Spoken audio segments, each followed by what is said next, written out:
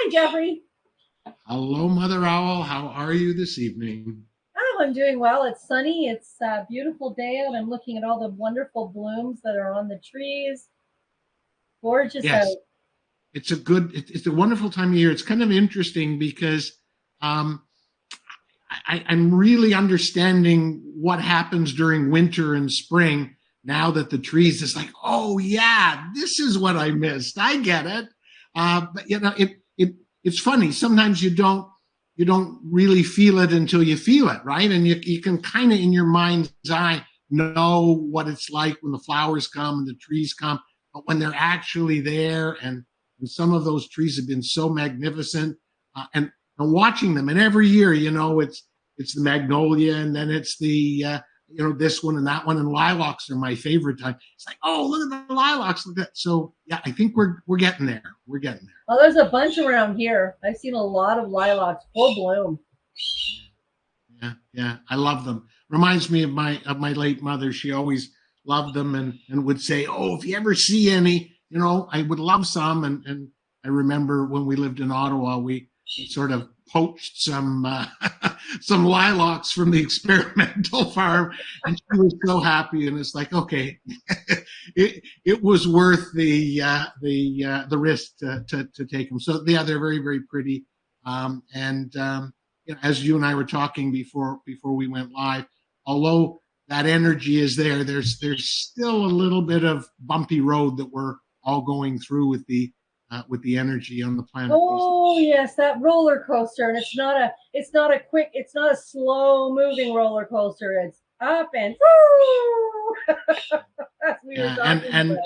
for people like me that never did like those roller coasters at the exhibition, it's it's I a did little when I bit was younger. I challenging. couldn't now. Interesting times. Interesting. So I'll start off. Part of the thing I always start off talking about, of course, why um, I have kind of been guided to do these, for lack of a better term, is to help people. There's a lot of people, as we all know, out there that are suffering terribly in many, many ways. And there are many different ways that they can get help, but not always aware of or haven't really seen or found anything at this point in time that resonates with them.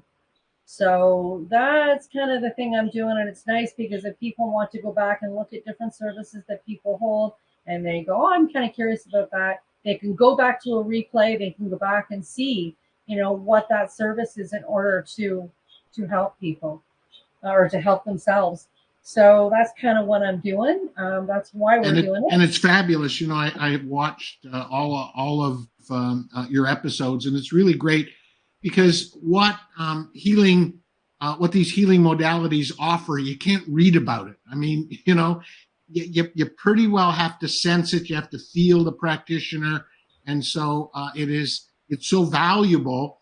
And I highly recommend to people, when you're embarking on these healing modalities, you got to find something that feels right to you. And Exactly. so, by watching the interviews you do with these amazing healers, you get a sense of, yeah, I could really use that, or I could use that, and that's why it's really important. And they're here on the WCLC as a wonderful library and resource for people to check out.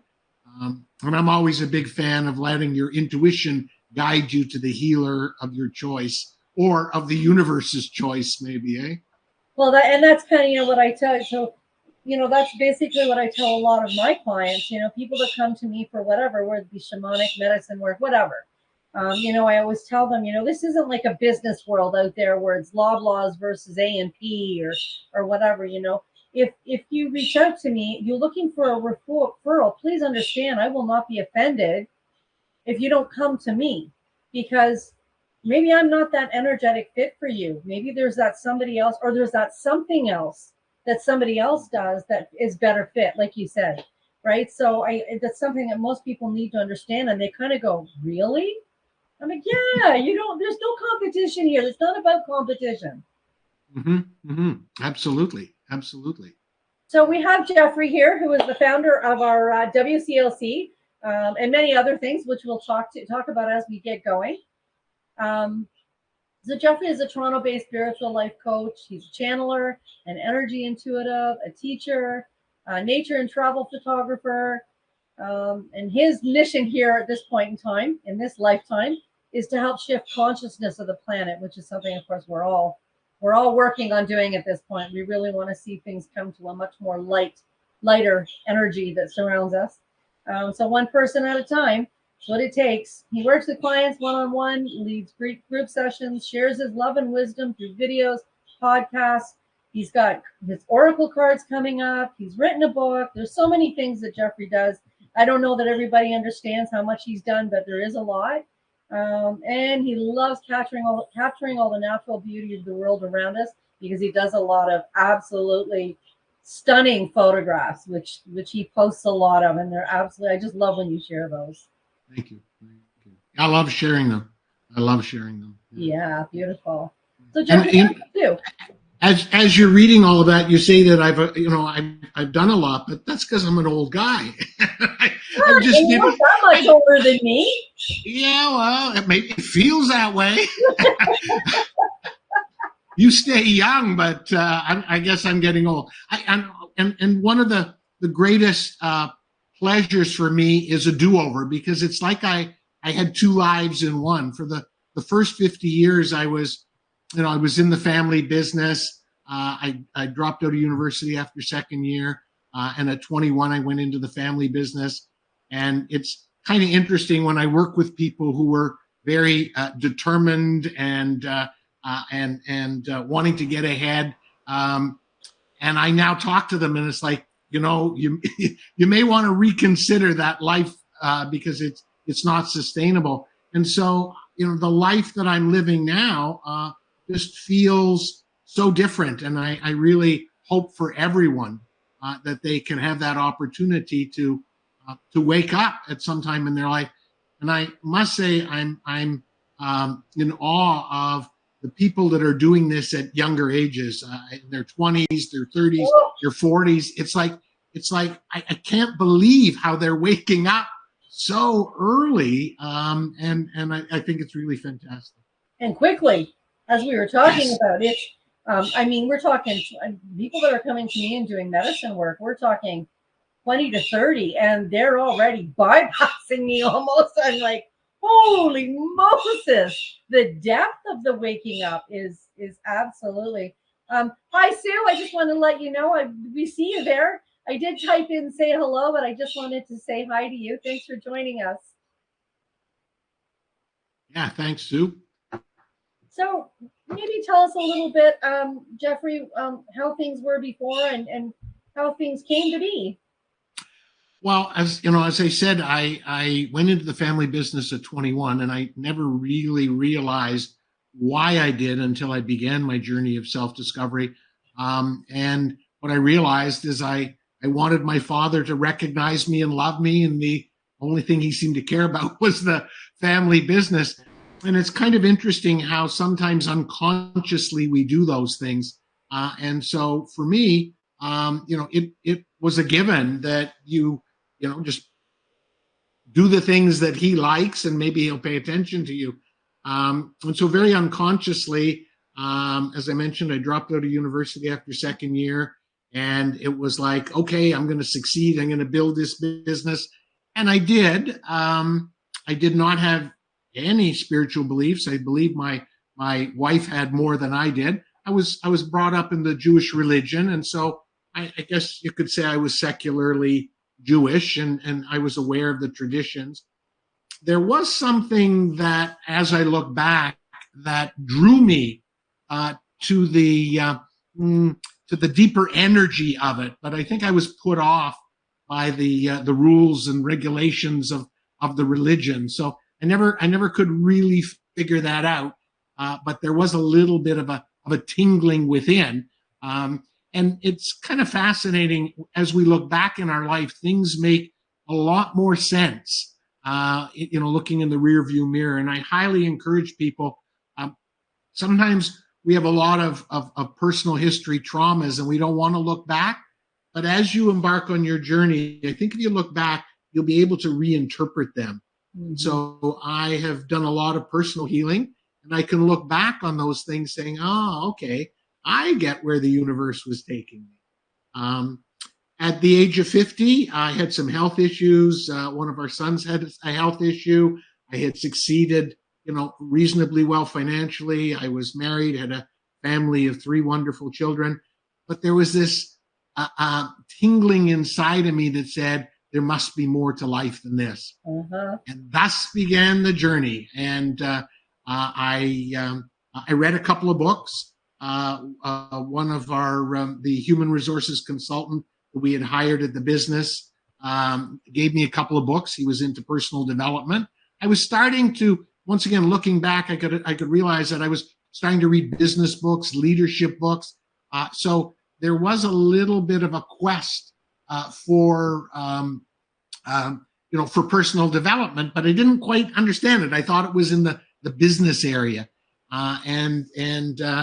Dave Fisher, I remember him fondly. He was a great friend and confidant and helped me with the culture and the business.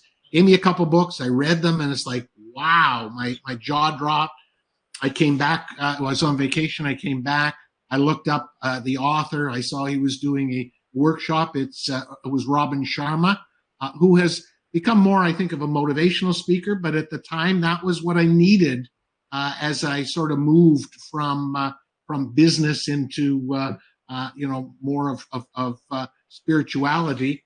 I attended a workshop, hired him as my coach, and the rest is history. I was reading fervently. I was going to workshops, trying healing modalities, and it was really fascinating. And there came a time, probably a couple of years into it, where I realized I cared more about people than profits.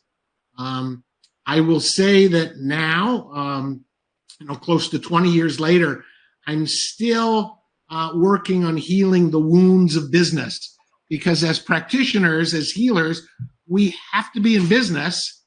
There has to be that exchange for what we give out.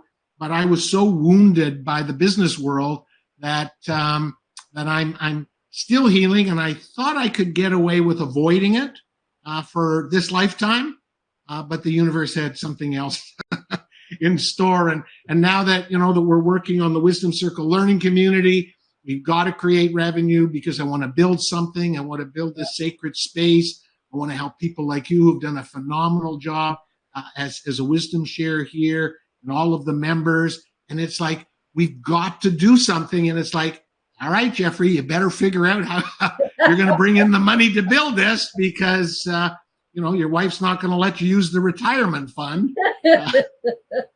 So that's, it's kind of fascinating how I'm kind of close to 20 years later, going back full circle to do the healing and realize that there is a way that we can approach business in a very spiritual way. And yeah, that's kind of how it goes, though, because as you were saying, I did the same thing, but from a very young age, and the same thing, it's so funny how a lot of us have those commonalities, because basically different genre of work, different, that type of thing, but literally what you're talking about, the only difference is I was about 10 years earlier, 10 to 15 years, a bit earlier in terms of me walking that path. But essentially, same thing. You always knew there was something. Because I'm a slow learner. Listen, I am too. You know what? And the same thing with the book that I've written. I was like, I'm still in the editing process. It'll come when I move. I know that's the time, but it's one of those things. Same thing. I'm still learning just from reading, going, oh, okay, I see what you guys are up to, you devils. Well, and that's really interesting. That's one of the things I'm starting to realize is that you can't understand until you're there, until you get it, until you know. And the more work that I've been doing and the more work that I help other people to do, the more you see these things. Schultz-Azar, has led me to believe that there are layers of learning.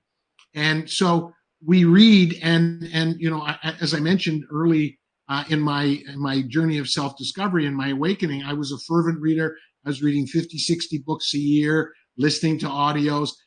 And I remember one of my coaches saying, Jeffrey, there's going to come a time where you don't read books anymore. I said, "Are you crazy?" And of course, that's come because life can be that teacher, life can be that those books, and I've come to realize that we need to experience the knowledge to really make it wisdom. And so I'm in awe how on a regular basis I see things in a way I never saw them before, and that's still happening. I mean, I'm close to 20 years into the journey, and it's like, whoa, I get Never that ends. now. Isn't it amazing? It Yes. is. It never ends. It is. It's ongoing. It always will be. Till the day we go back home again. It is what it is. And that is so important. I meet a lot of people, just like I was, who are very destination focused. I remember a cute story, that very same David Fisher, my brother was my partner, and we were very, very different. And he was trying to sort of make peace and make sure that we got along. And I remember him talking to me once, and he said, "You're very different than your brother. You're very much destination focused, and he's more journey focused." And I said, "Yes, that's right, destination focused." Little did I know that that's not who I truly am. That's who I was pretending to be. And I continue to remind myself and all of the people I work with, it's a journey. It's a journey. Yeah, and that's wonderful. That's and we all find out in different ways, but and the long and short of it is like we always tell people: listen to your gut, listen to your instincts, your intuition, the way to go. Don't second guess it.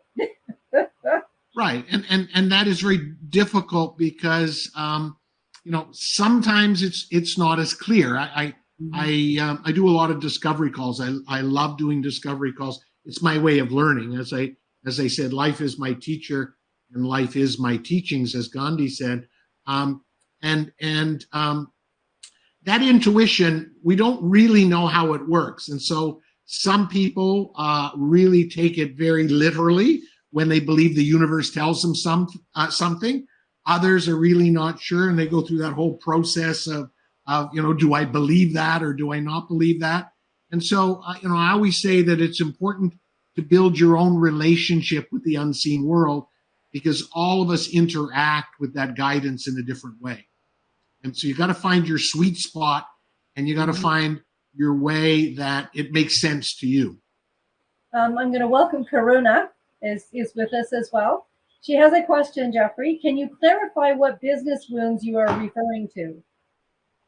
Sorry, what was let me just bring up the chat here. She had asked, can you clarify?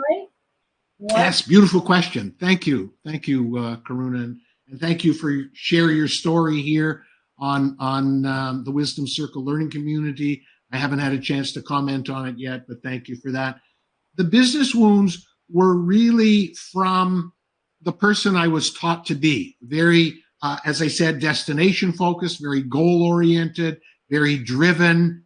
And I looked at business, and I still can't quite understand, because as healers, we are in the business. There is a message from Sheltazar that I channeled called "Changing the Way Business is Transacted." And so even the word, I mean, you talk about the business wound. I still have difficulty saying I'm in business.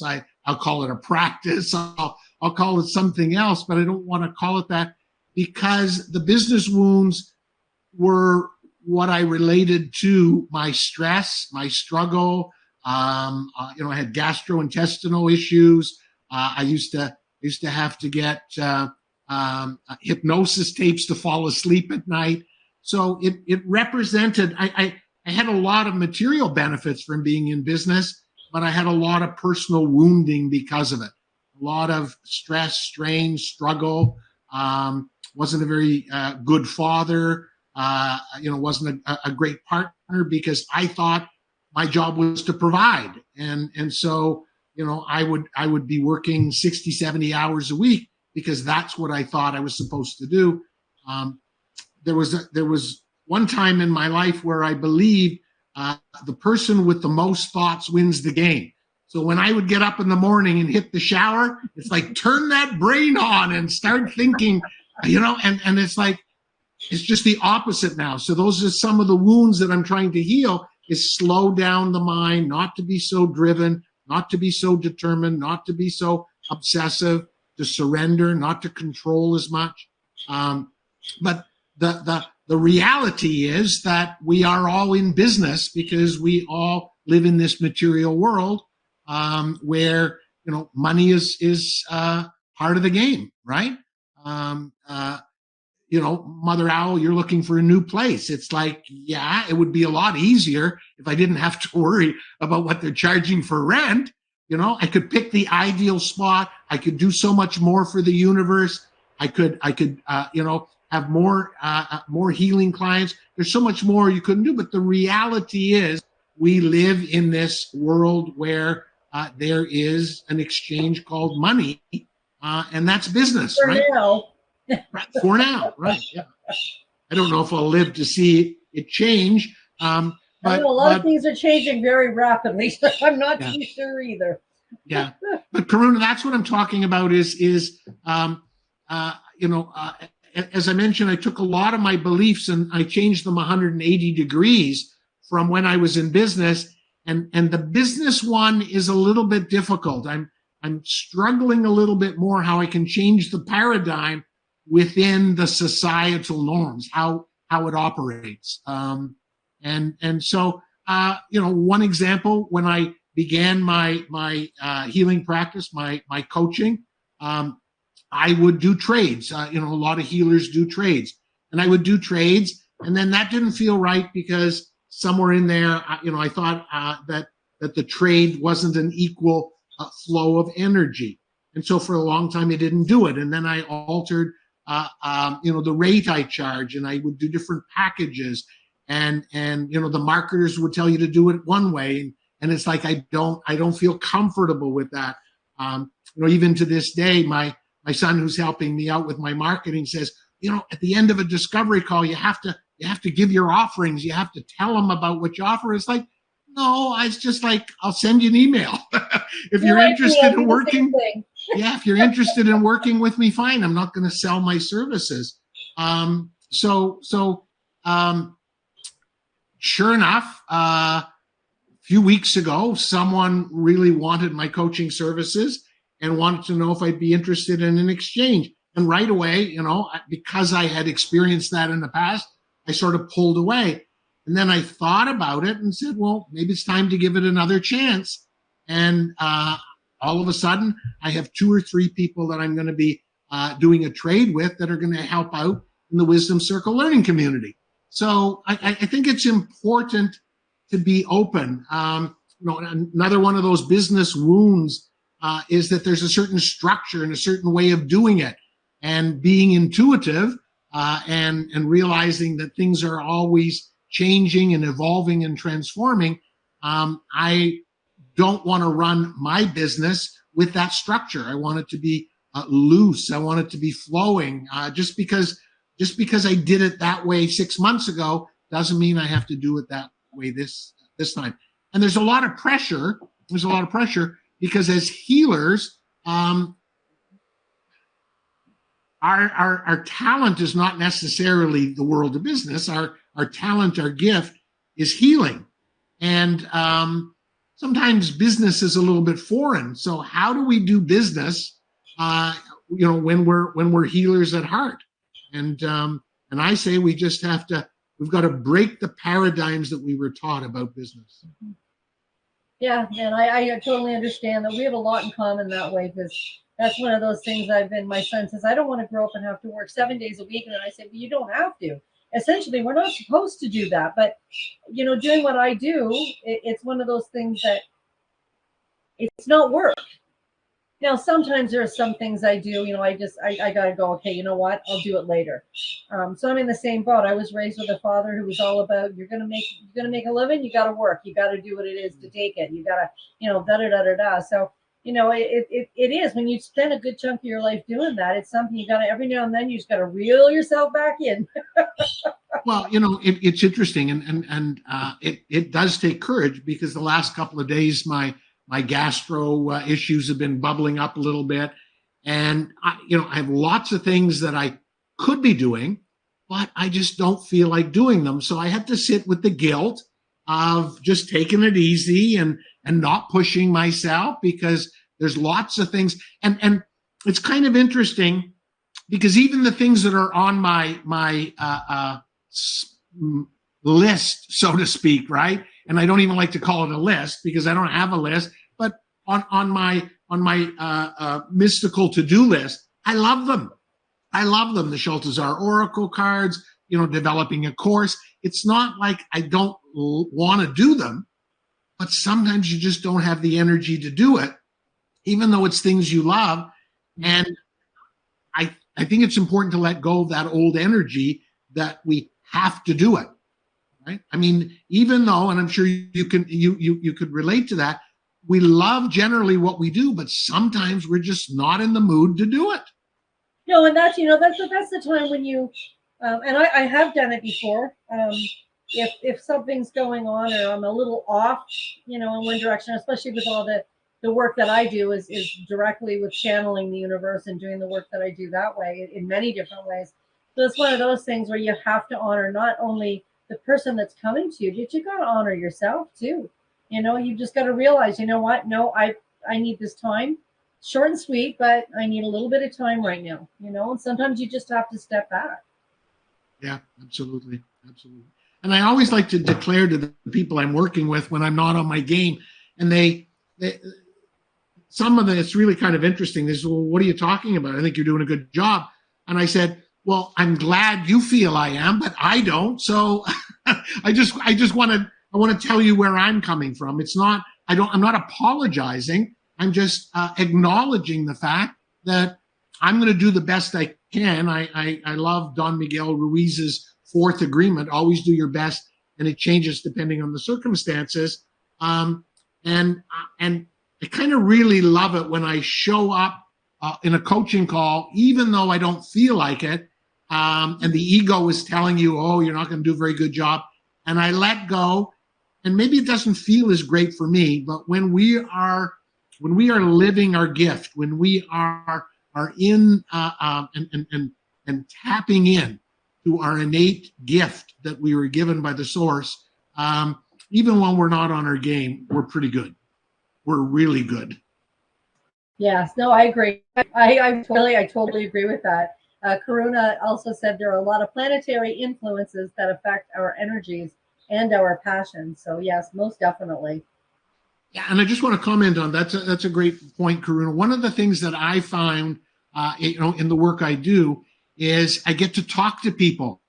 And if you're open and honest and vulnerable, and you say, "Well, I'm feeling a bit off," then all of a sudden they share with you, and it's rather miraculous how many times I get validation from the fact that, oh, that's not me. It is some sort of energy, and I don't know what it is. I know new moons and full moons and Mercury in retrograde, but it's like every day there seems to be a new planetary energy that's throwing things off. And so I think it's really important, and that's one of the things that I want to create here in the Wisdom Circle learning community, is that ability to talk to other people, to share what you're going through, because if it can get validated, it feels a little less onerous. Well, it's release as well. If you're in that eclipse, or whatever's going on at that point in time. I mean, when we were in retrograde, we were having a lunar eclipse. We were, da da da da da da da da. So many things playing out with Pluto. Like there was just a lot of stuff in a short period of time. So it's one of those things where, just like you said, it's amazing for other people to have someone to reach out to and be able to talk about it, because it may not only help to just discuss it and understand a little better, but it's a huge release sometimes, because you can actually go, okay, it's not just me physically or mentally breaking down. This is more of an energetic thing that's going on. It's so important that we have our tribe and our community, because a lot of people, and I believe it is part of the plan, are in families where they're misunderstood. There are so many people that I deal with, even their partner, their spouse, their kids, all close friends, do not understand what they're going through, and you feel kind of alone. And it's kind of mean, the stuff we are going through, the sensitive ones, the empaths, the people that are activating their gifts. If you are in amidst of people who don't understand you, it is brutal. It is brutal. Challenging. Yes. So you got to find your tribe. You got to find your place where you can feel a little bit more at ease at sharing how you're feeling and what you're going through. Most definitely. So let's talk a little about some of the things you do, Jeffrey. What about, okay, let's start with your spiritual life coach. Tell us a little bit about how that works. Okay. It's kind of interesting because there was an evolution in that process. As I say, when I began my journey of self-discovery and eventually backed out of the business, I called myself a life coach because it's like, oh, okay, that's pretty generic. No, and I'm sure a lot of people go through that process of embracing their spirituality. It's like, I can't put anything spiritual in that. It's like, I'm a life coach, right? Okay. And then there's the people who want to call it lifestyle coach. It's sort of like you numb down the title, right? So I was a life coach and I was helping people basically with what I was going through, that transition, and helping them understand, how life can be a lot different than what you were taught. And then I felt a little bit more courageous. So I sort of introduced spirituality in, and I dubbed myself a life and spiritual coach, right? And then it was like, the hell with it, I'm a spiritual life coach. And that was kind of neat. And somewhere in there, of course, I was channeling Sheltazar. So it's like, okay, that's part of what I do. And I realized that one of my gifts was what I called an energy intuitive. A lot of people don't quite understand their gifts. And I tell people and I share with them, don't worry about the label. Just get a sense of what it is and do the best you can energetically to represent it. But don't listen to the marketers that tell you have to have your niche. Just get a sense of what your gift is. So I call myself a spiritual life coach, the channeler of Sheltazar, and an energy intuitive. And I try to embody that energy, and I don't really care whether people resonate with the labels, but I'm able to express that in a way when I talk to people. So that's sort of how it evolved. One of the things that's worked for me is I just love to have discovery calls because there's no way I can describe what I do. And so anybody that's listening to this, I'm on Insight Timer. I love Insight Timer. I have all of the messages of Sheltazar there, and I do a live on a regular basis every week. And I offer that because it's my way of giving back. It's not a marketing ploy, and it is my way of learning. I don't read books anymore, so by talking to people, it's just fantastic. And I think it's important because no matter what you read about me or any practitioner, we talked about this. That's why what you've done with this series of healers is fantastic, because you have to feel their energy. I don't want people coming to me because someone has written some flowery thing that makes me sound like I'm going to heal everything in your life, because I can't. As coaches, by the way, and someone taught me this earlier in life, how coaches differ from therapists and counselors and psychologists and psychiatrists, is that we are guides. We are simply a guide. Exactly, Jeffrey. That I can't agree more. And that's the one thing I always tell people when they come to me for whatever service, is that understand that I'll take some credit because I'm here doing it. But what it boils down to is that you're the conduit to the guidance of what they do. They actually are the healer. We are not. They are the healer. We are the guidance. We're the facilitator, and that's really important. Yeah. And so, as a spiritual life coach, one of the things that I've realized is I'm very intuitive. So that's why I like to offer discovery calls, because I can't really describe what I do. Some people, I had a discovery call a few weeks ago where the person was quizzing me about what I do and how do I do it, and they wanted to know the process. And it's like, I can't tell you. Just, keep quiet for a minute and let me show you what I do. And at the end, it's like, whoa, that's not what I expected. But yeah, that's fantastic. Thank you. So it's extremely intuitive. Having said that, unless the person I'm working with is prepared to open up, and you know this yourself, we can't open up. We can't go where they don't let us go. So if people are willing to open up, then I can tap into their energy. That's the energy intuitive part.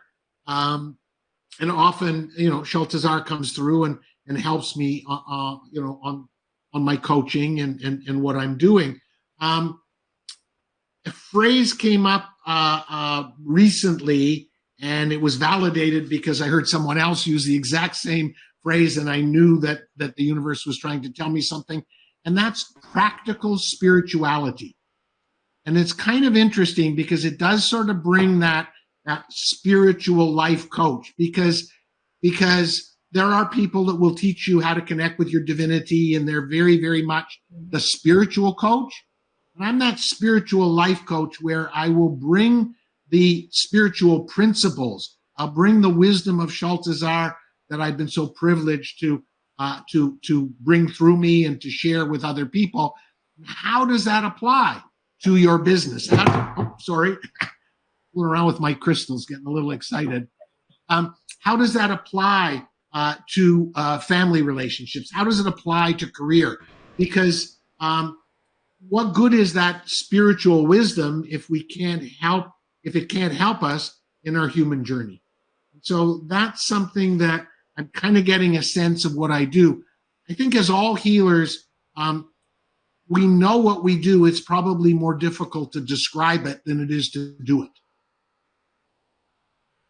Can be. I agree. I think it boils down to is you do what you do to help people however you do it. And if it resonates with them, they come to you, and whatever your gifts are that are presented, through you as a conduit or otherwise, it just happens. Couldn't have said it any better. Yeah. And that's why, once again, this series of interviews you're doing is fantastic. And I highly, highly encourage people that are going through stuff, just reach out, talk to the healers, talk to the modalities, get a better understanding of it, and don't be afraid to insult someone, because most healers are quite willing to talk, as you said. If it resonates, fine. I'm sure you're like me. We don't want someone that's out of alignment with us, because not only is it not going to be helpful and unpleasant for them, as the healer, it's not very pleasant for us. I've had a few of those assignments, and it's like, okay, and I know it was for learning and growth, but it's like we want to be in alignment with the people we're working with, because it's really important for us to make a difference in their life. I mean, there's even, we've even gone so far, a handful of us in the medicine community that serve the different medicines, a handful of us have even gotten together and put our pricings in alignment with each other across the board, because, I've had this discussion. Now, do you want them coming to you? Oh, because that one's cheaper? No, you want them to go where they feel it is beneficial to them, that the person that resonates with them. But for whatever their reason, if they see this person's a little cheaper than this person, then they might go to that person for the wrong reasons. 100%. That is right? And that's how we're reinventing business, right? Because this isn't competition. No. As healers, we're not there to undercut someone else. No. We're out there to do the best we possibly can. So I love that whole concept. And I suggest to anybody who is looking for a healer, don't worry about insulting them by suggesting you may want to go somewhere else. As you said, you're more than willing to refer people, and I love to refer people, and that's another reason that that we've started the Wisdom Circle Learning Community. I want all kinds of healers, and I want them offering their modalities, and not in a competitive way, but in a cooperative way. I've had the pleasure of working with a psychiatrist and a psychologist and doctors and chiropractors, and it's kind of neat, because those people are healers as well. And as healers, we also need support. It's really, really important for us to realize that we need support. We need, we're giving a lot. Healers are giving out a lot, and it's important that they recharge and they get their support. So not only are healers there for people who have not yet tapped into their healing gift, but we're there for other healers as well. Well, yes, because as I tell, many that I talk with and that come to me, as I say to them, you do a lot of work, because as you know, some of the work that I do really gets deep. It's releasing the ancestral, the karmic, the past life, and this life's traumas. And as I say to them, over the span of a year or two, you could do a lot of work, and that's fine. You'll help to release a lot of those energies. But keep in mind, that doesn't mean it's over. Right. It's going to have to keep going right through till you go back home, because there are still going to be traumas, however big or small, in life till that time. And you can release the past ones, but you still got to move forward. And you got to keep working on yourself. And that includes us, especially as healers. Absolutely. Right? Absolutely. The healer you were a year ago is not the healer you are today. The healer I was a year ago is not the healer I was today. And even my channeling of Shaltazar continues to evolve. And sometimes you kind of miss what was, because it was like, oh, that felt comfortable. But that the evolution of what we're doing is very, very important for us and all of humanity. And I love bringing forth the wisdom of Shaltazar. I also do personalized Shaltazar readings, which are kind of interesting, where I, for the first 20 minutes, I will tap into someone's energy. I'll just chat with them and get a sense of what's going on. And then I sort of get into a bit of a meditative state, and I bring through Shaltazar for 20 minutes. And in the last 20 minutes, I try to help explain or interpret what came through. And those are kind of a lot of fun. But what I love most about my coaching is there's no agenda. I just show up. And I have to tell you, I have never, ever run out of something to talk about, which is really kind of neat. I love to do experiential work. Today I had a discovery call with someone who's a classical musician, and he wants to get into voice. And I encouraged him just to move to his voice, and you could feel him holding his back. Him to take a deep breath, relax a bit, try it again. I love helping people with experiential learning because that is a higher level than just reading the book, and I think that's important. And that's why, once again, people that choose healers have to experience it. Again, I'm going to thank you for this series that you're doing, because when you listen to that person, and I've listened to a few, and I've reached out to some of the people that you have had on this series, because it was like, oh yeah, I kind of resonate with that person. I'd like to chat. And so it's really important when people are looking for a healer, you don't do it like you're shopping in the department store. Oh, you don't check the stuff that's on sale, and like you get a sense of what's there, and don't be afraid to sample as many modalities as you can. The modalities that I feel attuned to these days are not the ones when I first started my journey. I sampled so many of them. I love them, Oh, me too. At one point it was chiropractic. Now it's more acupuncture. Now I have a favorite Reiki practitioner that sort of gets me energetically aligned. I must say I haven't tried any medicine, but I keep hearing about medicine from you and some of the other people that are in your circle, and it's so fascinating. Beth Zimmer, who's here working with us on the Wisdom Circle Learning Community. Yeah, right. I had a wonderful conversation. It's like, oh, that's kind of interesting. And it's important as healers that we understand other modalities, because although it may not be for us, it may be for some of the people we're working with, and it's important to point them in that right direction. Well, that's why, at this point in time, a lot of the discussions that I'm having are not around medicine. The medicine work, I serve 3 or 4 different medicines, and it's one of those things where they're absolutely amazing. But when you look at the overall population in the collective, and if you take the percentages, the higher percentage of people are never going to do medicine work.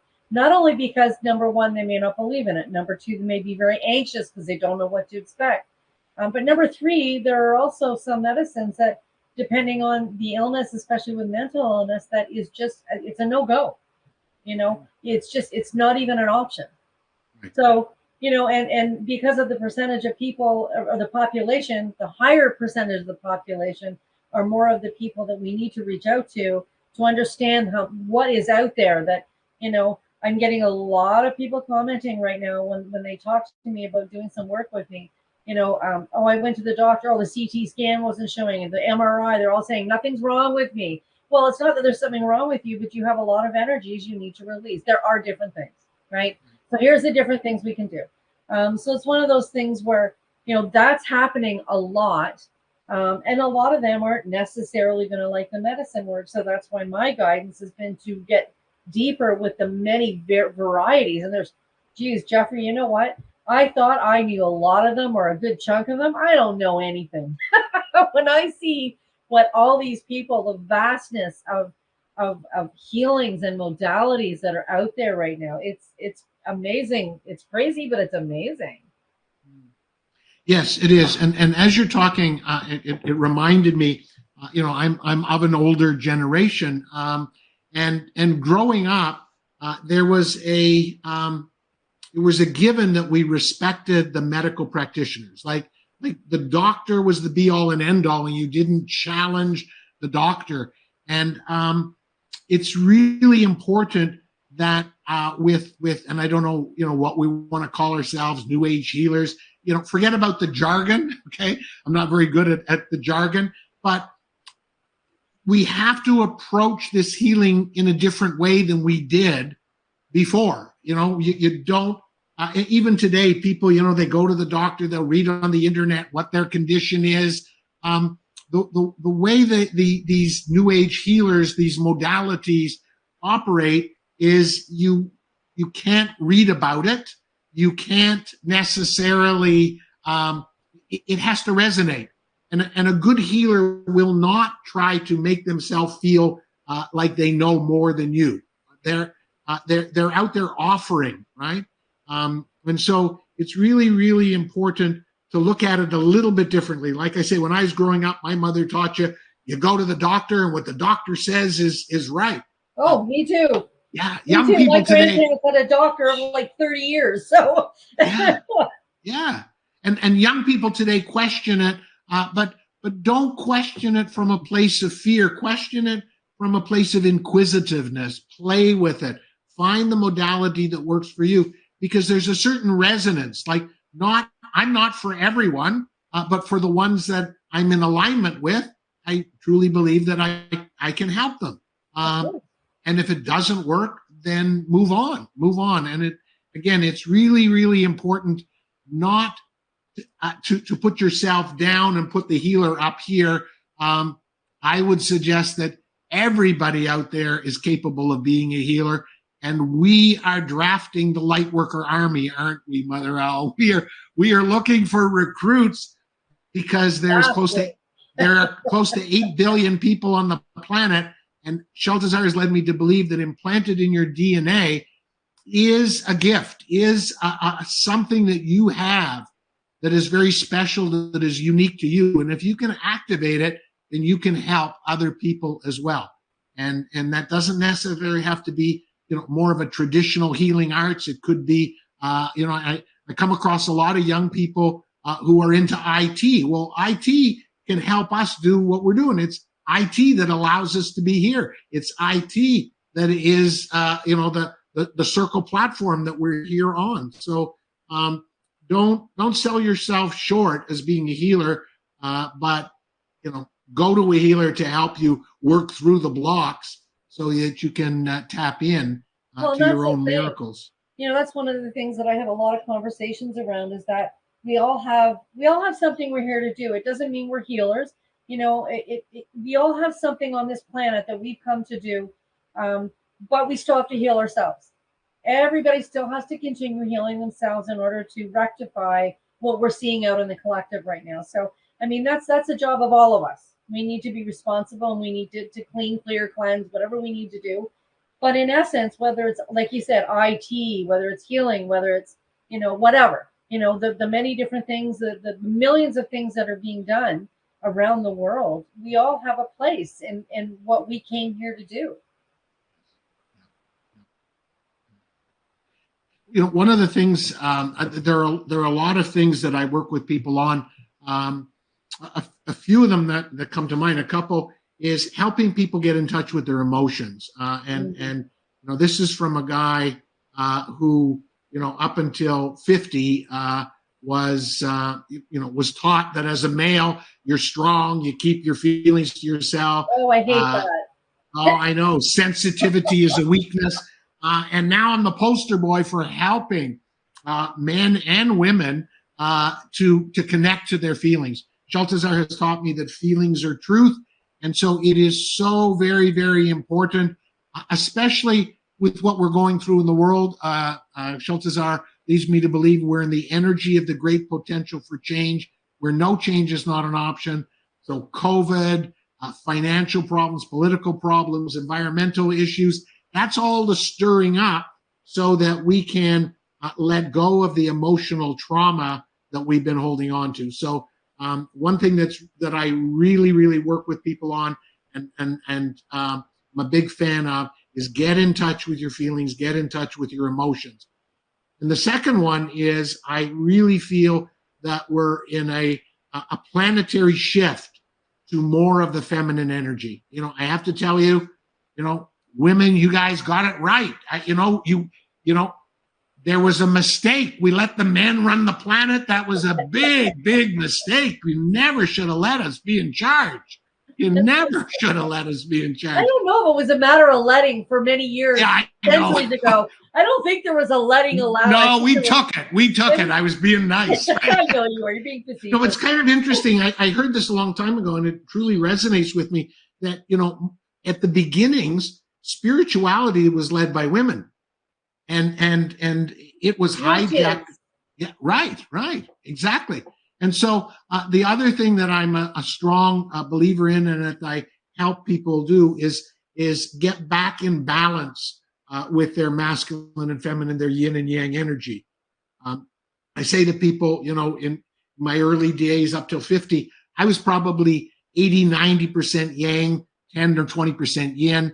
Now I think my comfort zone is probably 60% yang, 40% yin.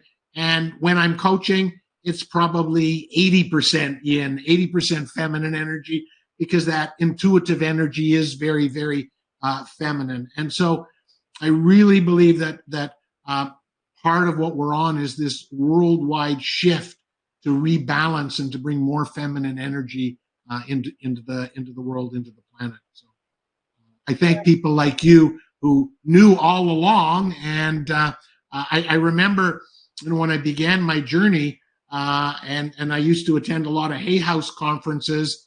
There weren't very many men in the audience. I was one of the few. And now I think you'll see a lot more men participating in this. It's definitely coming in a different way, which is beautiful. I love to see men having men retreats, literally to heal, and you see photos of them hugging and the tears and the emotion they're releasing. I just get chills. I just think it's so beautiful. So beautiful. And one of the things that I've been fortunate enough to do because of the work I've done on myself and the journey I've been on is I help people that have men issues, father issues, brother issues, partner issues. I sort of sense, and people have told me, that I bring forth that loving father, grandfather energy, and I'm so privileged to do so because it's different. It's different. I would say that my practice tends to be more women than men, because that's part of what I bring forth, is that loving masculine energy that a lot of people were deprived from. I think part of that too, like you said, there's a lot of men out there. They've still been raised in a kind of a patriarchal way, right? So they're still feeling that out. It's slowly turning, but I think it's coming. It's coming. It's Right. what needs to happen, and it is slowly coming. Um, I know I have to kind of in a different way. You were talking earlier about channeling and whatnot. I have to tell you, when Sheltazar comes in, oh, Jeffrey, the tears, the power and the energy that I feel, that strength, that love that comes through when he comes through or they come through is overwhelming for me sometimes. Oh my goodness. Like I just without even meaning to, the tears just start because it's like, oh, I want to hang on to this, but oh my God, it's so loving. How do you sit with that sometimes? It's just so amazing. And that's why we're excited about the Sheltazar Oracle cards. There's going to be 55 Sheltazar messages and commentaries by my good friend and collaborator, Mark Lane. So we're really excited about that project. And as we talked about before we went live, patience is really important because it's real easy to get excited and be impatient. But it says you are patient with your move. I'm patient with the Oracle cards. But I hope we have been able to capture that energy you're talking about in little bite-sized bits so that people can have it, whenever they want it. Yeah. Well, I brought up Sheltazar only because for those that are watching this and really curious that don't already know a bit about who you are, or or just have just learned who you are, and that type of thing, just know that with these sessions and the consultations, and I know my first consultation with you, we had that kind of. I think I won something back a year ago. I won something on one of your. You were having the 4 day Yes, event. yes. Um, Mhm. anyways, and same thing, we were guided together via Universe because I ended up on your platforms for a short time, or was on them for, I'm going to say was on them for about 6, 7 months. And I'd kind of come and go into what was going on. And you did that 4 day thing. And I don't often do those because I just got so much going on. And I really felt the pull to watch those, even though I couldn't always be live. And here it is. Yeah, you're a star on the platform, and I thank you. I want to thank you again for Oh, all of the great things. The Wisdom Circle Learning Community is a work in progress. We're trying to be patient, but you were there. I suggested you come on and be a wisdom share, and you wanted to run this series of interviews, and it's great. And I can tell you that it's going to be really beneficial as the platform grows, as the community grows. People are going to be looking. You're going to, you're going to be a star, and you deserve it you. because you are, my dear. Oh, lots of love, hon, and so are you. Thank you so much for what you do. I thank Sheltazar for his guidance with you as Yep. well, and what he does when he comes through to help others. I give great gratitude to you. I give great gratitude to the universe. I always do, because of course they're there doing their best to do what they can to guide us through this human life. Not always easy for them either, I'm sure. As a matter of fact, I know we're just about out of time, but it was kind of interesting. A few months ago, I sort of asked for some, worldly advice, some human advice, like what do I do? And they do have a bit of a sense of humor, and they said, Yeah, they do. "Yeah, well, how do we know? We've never been in human form. Figure it out." I was in again. We're almost out of time, but I years ago I was going to a channeler for about 12 years. With, I don't know if you're familiar with Sage Whitesong with Zoltat, Oh yes. and I can remember. It's funny, how much the universe. People don't realize the universe themselves learn and come forward as well. From the Mhm. time that I started going to him to the time that he actually retired from that aspect of things, um, I went from having sessions and people would make little comments and he would go, "And what is this you speak of?" And now when we had sessions or before the gentleman retired, you have these conversations and he'd laugh with you and he'd throw jokes out and he'd be getting right in. So it was amazing in that 12 years, the vast difference. People don't get it. It's not like, they're learning from us as well. As much as Absolutely. they know, they are learning as well. This is not just a 100%. one sided thing. And you know, I'll just end by saying the difficulties and challenges we are going through in human life is helping expand consciousness. It's not pleasant. We would rather the ride be smooth, but please know that you know, one of the purposes of human life is for us to go through life in this duality so that the source can know itself beyond unity. So realize that even when your life is a bit difficult, you are serving a higher purpose for yourself, for humanity, and for all life. Thank you for that. I couldn't agree more. Well, thank you for those that joined us. It's been wonderful, Jeffrey. We'll do some more of these. I have no doubt we'll be having a Yes, few more little chitter chats I as we love it. had before. I love it. Thank you for the opportunity. Thanks for being on the platform. Thanks for those that joined us today. Thanks for those watching the replay. Yeah. And I love you, Mother Owl, and keep doing what you're doing. The world needs you. Thank you, my love. You too. Say hello to Lois for me. Okay, And take care. definitely we will chat again soon. And thank you for coming. I greatly, greatly appreciate it. I love what you are doing as well. Keep doing what you're doing, and we'll chat soon. Love and light to everyone. Take care. Thank you, everybody.